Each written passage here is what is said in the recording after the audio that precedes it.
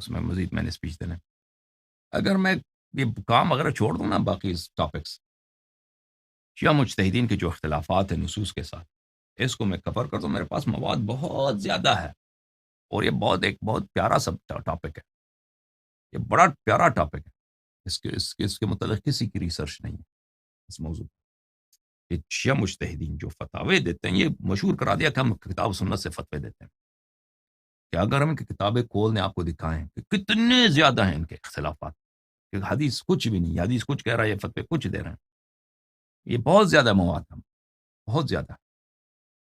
لیکن مجتہدین کی چانس یہ ہے کہ فی الحال ہم عمریہ کے ساتھ پہنچ گئے. یہ ابھی فی الحال عمریہ کے ساتھ پہنچ گئے.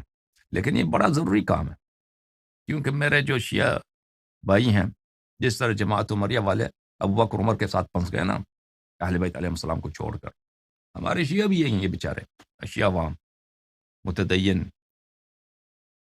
دین کی اتباع کرنے والے ہیں، اپنی سوچ سے وہ سمجھتے ہیں کہ دین یہی ہے اہل بیت علیہ السلام کو چھوڑ کر.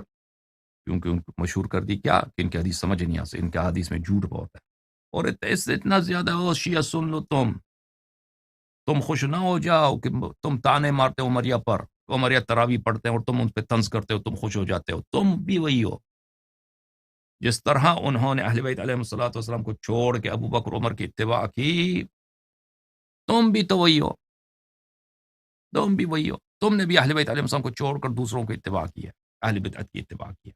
کوئی فرق نہیں ہے، کوئی فرق ہے نہیں. بس فرق اتنا ہے کہ کم از کم ابو بکر عمر جو تھے وہ کیا تھے، صحابہ تھے، پرانے زمانے کے لوگ تھے. ان کی برائیاں لوگوں نے نہیں دیکھی. تمہارے مجتہدین مراجع، تم نے بس اینک لگائی ہے، تم ان کے عیب نہیں دیکھتے. دنیا ان کے عیب کو جانتی ہے.